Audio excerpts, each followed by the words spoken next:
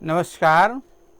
Radio Janakpur 97 मेगाहर्जद्वारा सञ्चालित यो कार्यक्रम सुनिरहनुभएका वा प्रत्यक्ष रूपमा हेरिरहनुभएका सम्पूर्ण प्यारा छात्र छात्राहरू लगायत आदरणीय अभिभावक महोदयलाई म शिक्षक शिवनन्दन राय व्यक्तिगत आफ्नो तर्फ तथा रेडियो जनकपुर 97 मेगाहर्जको तर्फबाट हार्दिक स्वागत गर्न चाहन्छु। र आजको यो कक्षामा हामी भविष्यकाल सम्बन्धी छलफल गर्नेछौँ, किनकि हिजोको कक्षामा हामी वर्तमान कालका तीनवटै पक्षको बारेमा व्याख्या विश्लेषण उदाहरण सूत्र सम्बन्धी छलफल गरिसक्यौँ। त्यसैले भाइ बहिनीहरू हो, आज हामी भविष्यकाल सम्बन्धी छलफल गर्छौँ। यहाँ भाइ बहिनीहरू सबैलाई थाहा होला, भविष्यकाल भनेको के हो त? यो भविष्यकाल भनेको पछि आउने समयको बोध गराउने। भविष्यकाल भनेको पछि आउने समयको बोध गराउने। भविष्यकालका तीनवटा पक्ष हुन्छन्। यसका भविष्यकालका कतिवटा पक्ष हुन्छन् त? तीनवटा। हेर त, भविष्यकालका पक्ष तीनवटा हुन्छन्। नम्बर 1 सामान्य भविष्यत, नम्बर 2 अपूर्ण भविष्यत, नम्बर 3 पूर्ण भविष्यत। भाइ बहिनीहरू आफ्नो अभ्यास पुस्तिकामा लेखिहाल्ने। भविष्यकालका तीनवटा पक्ष हुन्छन्: सामान्य भविष्यत, अपूर्ण भविष्यत र पूर्ण भविष्यत। अब यी हामी तीनवटा पक्ष मध्येबाट सामान्य भविष्यतबाट प्रारम्भ गरौँ। सामान्य भविष्यत भनेको पछि आउने समयमा कुनै काम हुन लागेको हुनेछ भने अवस्थाको बोध गराउने सामान्य भविष्यत। सामान्य भविष्यतको क्रियापद निर्माण गर्नका लागि धातुमा ने छ प्रत्यय र ने छ का रूपावली। यो ने छ का रूपावली भनेको भाइ बहिनीहरू हो, जस्तै र त यहाँ म कर्ता पद भए यसमा धातुमा के लाग्छ त?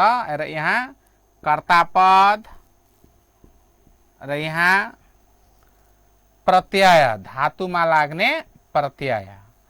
त जस्तै यहाँ म कर्ता पद भए त यसमा के भइहाल्छ?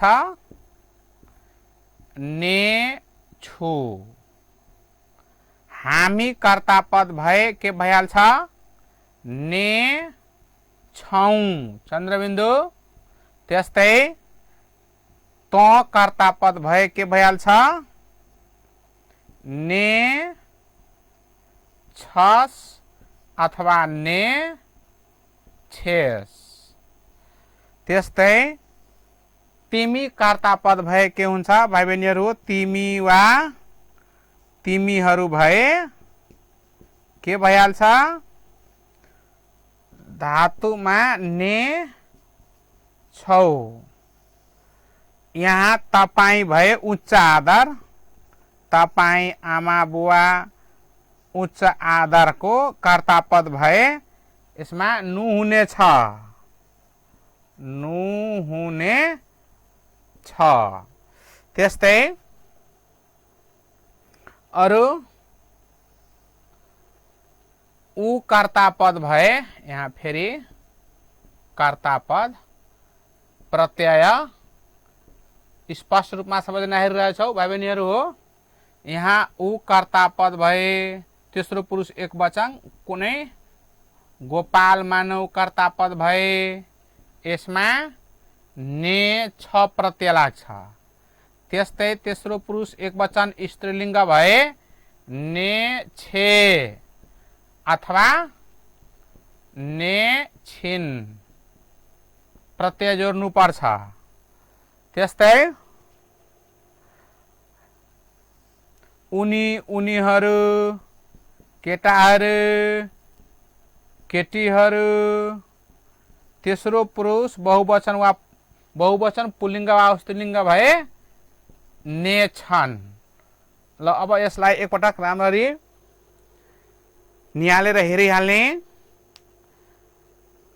हामी अस्तिको कक्षामा सामान्य वर्तमान सम्बन्धी छलफल गरेका थियौं। सामान्य वर्तमान कालको जुन कर्ता पदमा लाग्ने, कर्ता पछि त धातुमा लाग्ने प्रत्ययहरू हुन्, सेम ठिक त्यही सामान्य भविष्यमा पनि हुन्छ। फरक मात्र के हुन्छ कि सामान्य वर्तमानको क्रियामा ने अर्थात् धातुमा ने प्रत्यय हुँदैन, यसमा ने प्रत्यय हुन्छ। बाँकी सबै त्यस्तै हो। जस्तै हेर त यहाँ सामान्य वर्तमानमा मसित छु त यसमा ने छु। त्यस्तै हामी छौं, त छस्, छेस, तिमी छौ, तपाईं नुहुने छ। यस्तै एक वचन तेस्रो पुरुष एक वचन पुल्लिङ्गको लागि छ ने छ कि मात्र ने थपिएको हो। यसबाट के प्रष्ट भयो भने सामान्य वर्तमान कालका सामान्य वर्तमान कालमा लाग्ने जुन प्रत्ययहरू छन् त्यही प्रत्ययहरू सामान्य भविष्यमा पनि लाग्छन्, मात्र यसमा ने बढी जोड्नुपर्छ। बाँकी सबै प्रयोग उस्तै रहेको छ। यसमा मजाले चाहिँ भाइ बहिनीहरू बनाउन सक्छ होला। एक दुईवटा उदाहरणलाई हेरौँ त यहाँ, तब अनि स्पष्ट हुन्छ। यो सामान्य भविष्य साह्रै सजिलो हो। जस्तै र त म कथा पढ्छु, यो भयो सामान्य वर्तमान।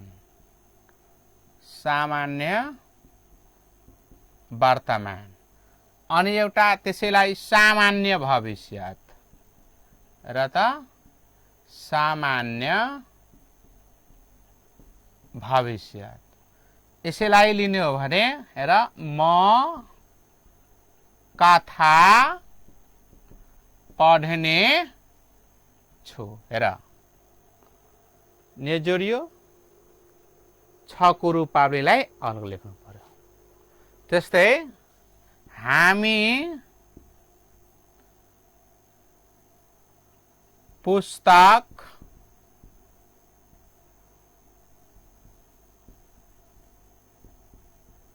किन्छौं। सामान्य वर्तमान भविष्यत हामी पुस्तक किन्ने छौं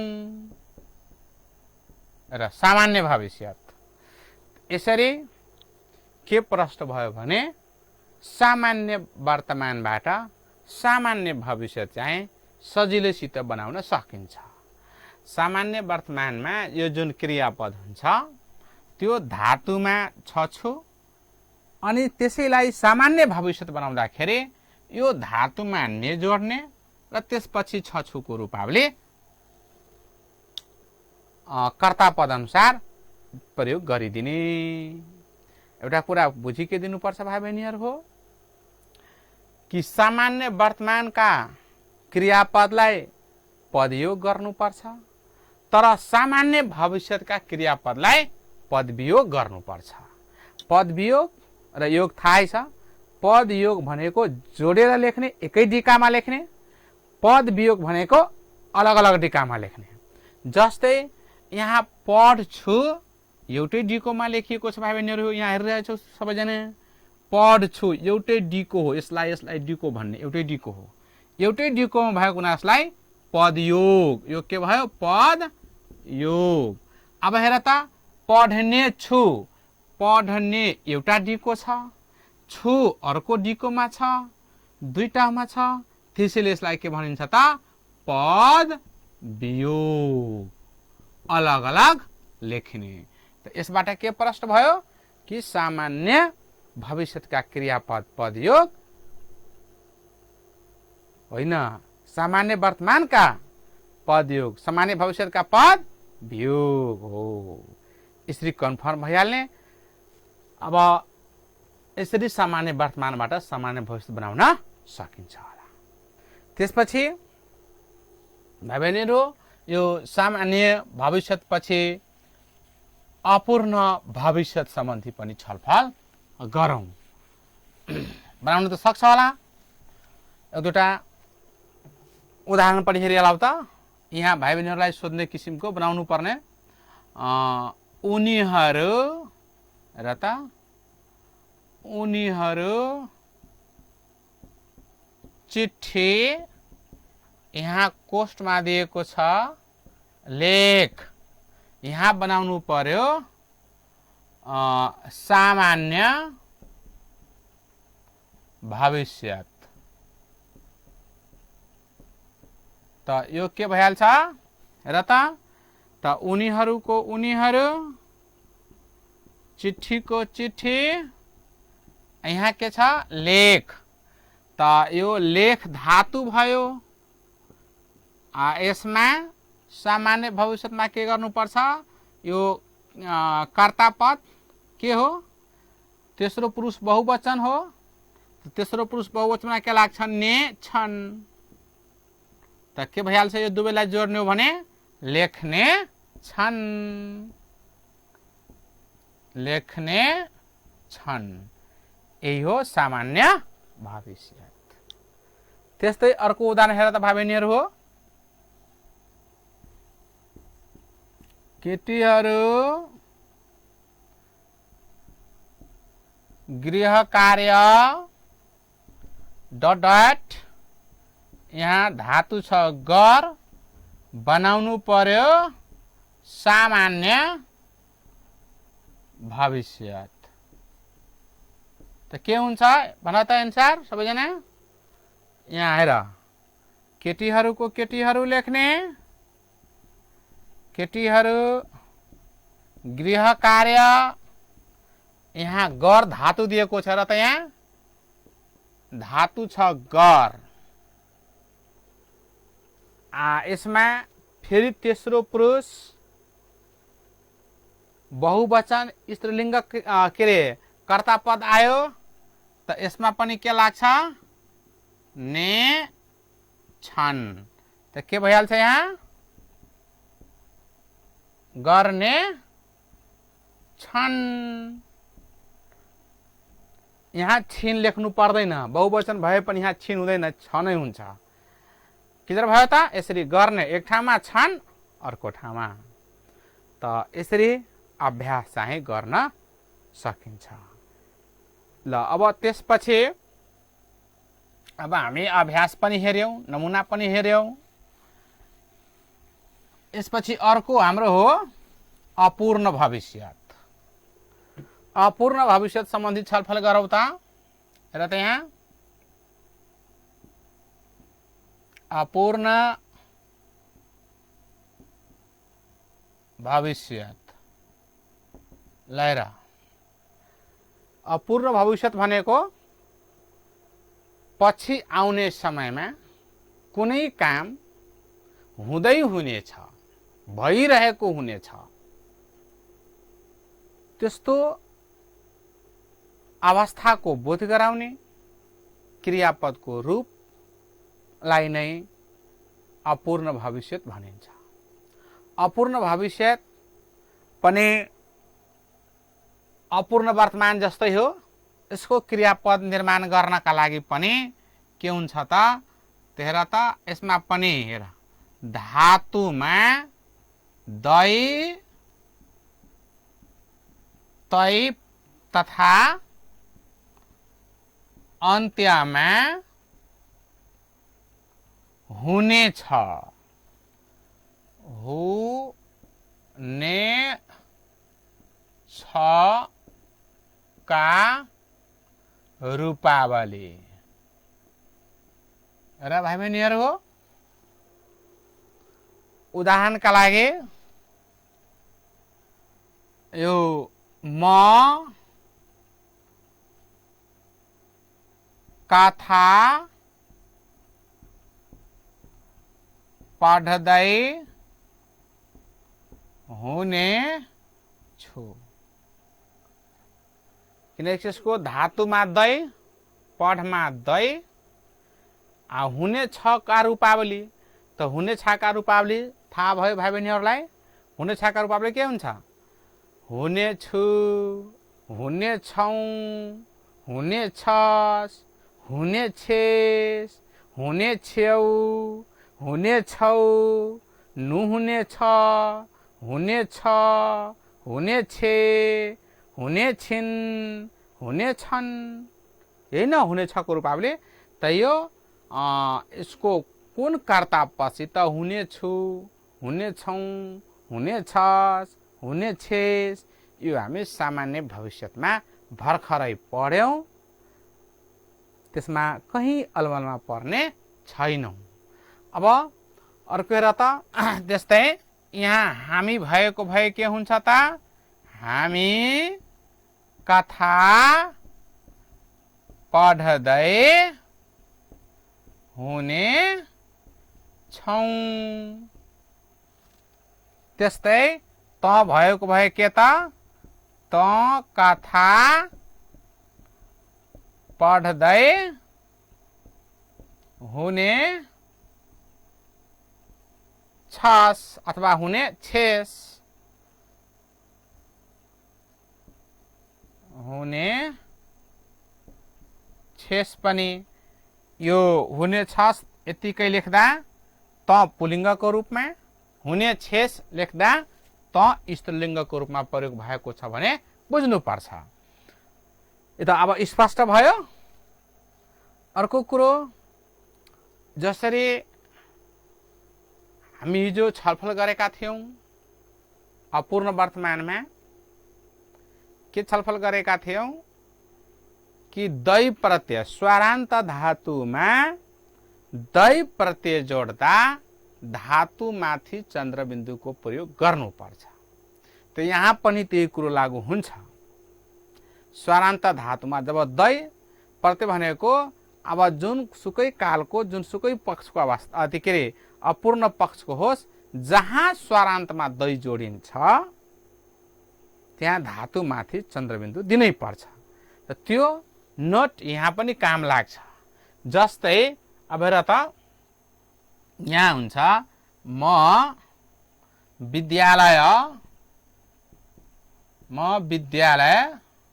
डट डट डट, यहाँ कोष्टमा आएको छ जा, यसलाई बनाउनु परेको छ अपूर्ण भविष्यत। हेर त यहाँ त के भइहाल्छ र म विद्यालय, अब यहाँ जा हेर त, जाँदै हुने छु। ठिक छ होइन? यो गलत भयो। जाँदै जा माथि चन्द्रबिन्दु थप्नु पर्छ। किन थप्नु पर्छ त यो जा के हो त? स्वरान्त धातु हो, स्वर वर्णले अन्त्य भएको छ। त जहाँ स्वरान्त धातु हुन्छ त्यहाँ दै प्रत्यय जोड्दा धातुमाथि चन्द्रबिन्दु। हामी यो नोट हिजो छलफल गरिसकेका थियौं। फेरि भाइ बहिनीहरूलाई एकचोटि स्मरण गराइदेऊ। त्यहाँ के भइहाल्छ? म विद्यालय जाँदै, जहाँ माथि चन्द्रबिन्दु, यदि चन्द्रबिन्दु दिइएन भने त्यो गलत हुन्छ। ठिक छ ल। अब त्यस्तै भाइ बहिनीहरू यो बनाउन सकिन्छ होला। पूर्ण भविष्य सम्बन्धी पनि छलफल गरौँ। पूर्ण भविष्यत हेर त, यो पूर्ण भविष्यत के हो? जस्तो पूर्ण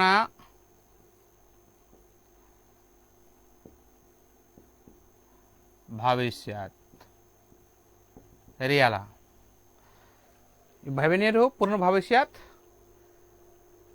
पछि आउने समयमा कुनै काम भइसकेको हुनेछ, पुरा भइसकेको हुनेछ भने अवस्थाको बोध गराउने पक्षलाई, क्रियापदको रूपलाई पूर्ण भविष्यत भनिन्छ।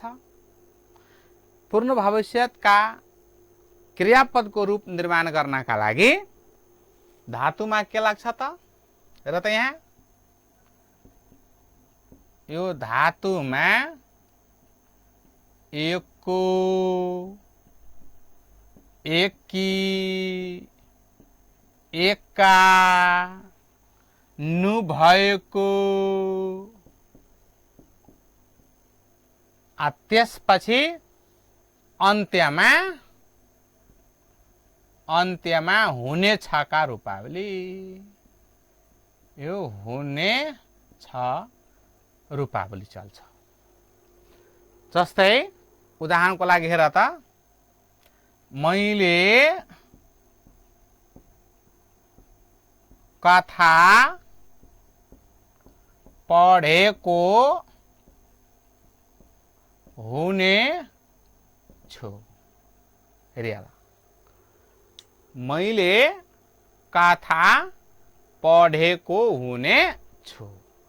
अब यहाँ धातु के छ यसमा त? पढ। यसमा प्रत्यय के लागेको छ? एकको। ममा हुने छु। यही हो, मैले कथा पढेको हुने छु। अब भाइ बहिनीहरू मजाले यो के रे पूर्ण वर्तमान जस्तै पूर्ण भविष्यत पनि बनाउन सकिन्छ होला। जस्तै एक दुईटा उदाहरण हेर त यहाँ, केटाहरूले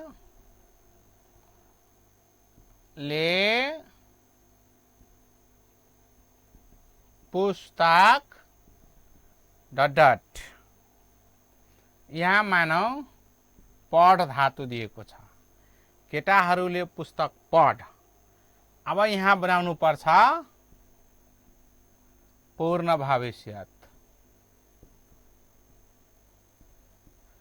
के हुन्छ उत्तर?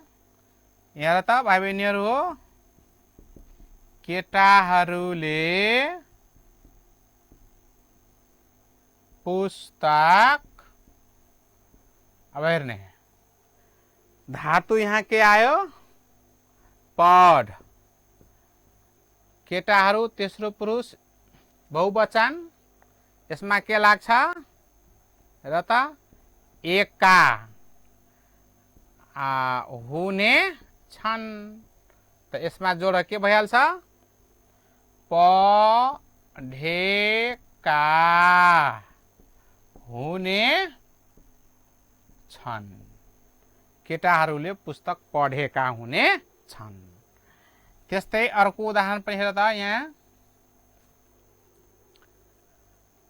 अर्को केटीहरूले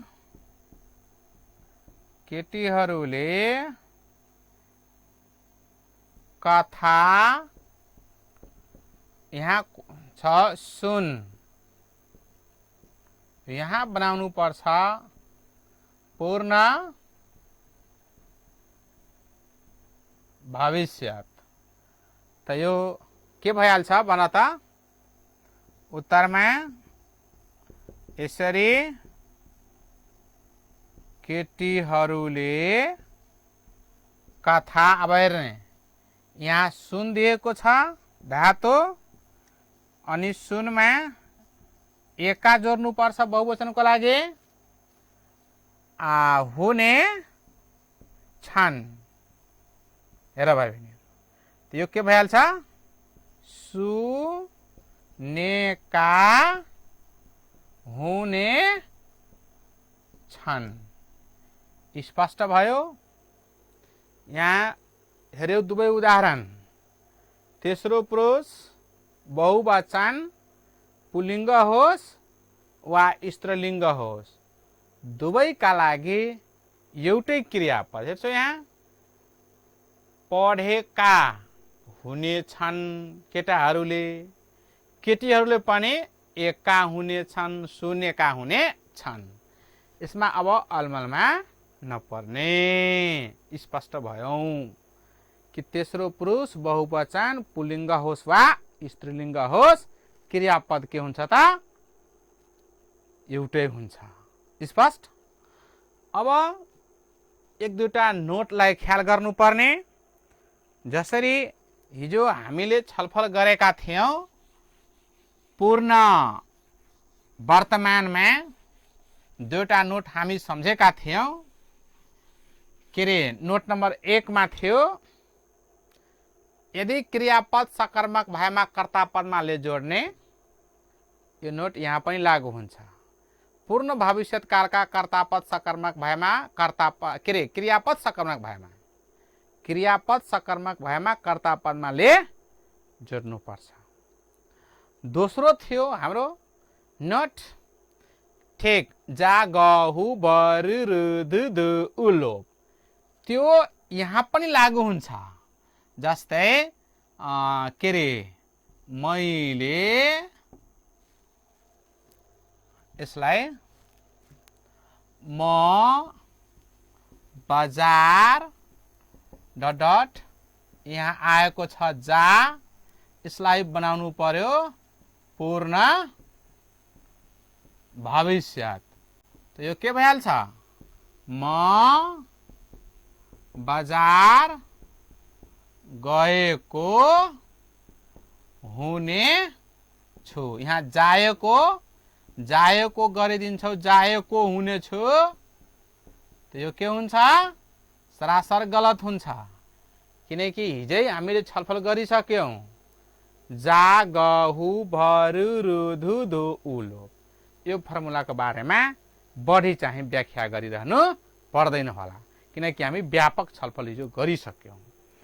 एकचोटि फेरि सारांश, यसमा पूर्ण भविष्यमा बुझ्नुपर्ने कुराहरू, क्रियापद पद वियोग गरेर लेख्ने। नम्बर 2, क्रियापद सकर्मक भएमा कर्तापदमा ले जोड्ने। नम्बर 3, यो जा ग हु भ रु रो धु धो उलोपको फर्मुला सूत्र दिमागमा राख्ने। यति कुरो गर्दाखेरि पूर्ण भविष्यकाल सँग जति पनि समस्याहरू हुन्छन् बनाउन सकिन्छ, अभ्यास गर्न सकिन्छ, अनुच्छेदको रचना गर्न सकिन्छ। भाइ बहिनीहरू, प्राविधिक मित्रले लामो समयदेखि इसारा गरिरहनु भएको छ। सर, तपाईको समय सीमा समाप्त भइसकेको छ। त्यसकारण आजलाई यतिकै। थप छलफल फेरि भोलि गरौँला। हस्त, धन्यवाद, नमस्कार। पेट में दर्द करे डॉक्टर साहब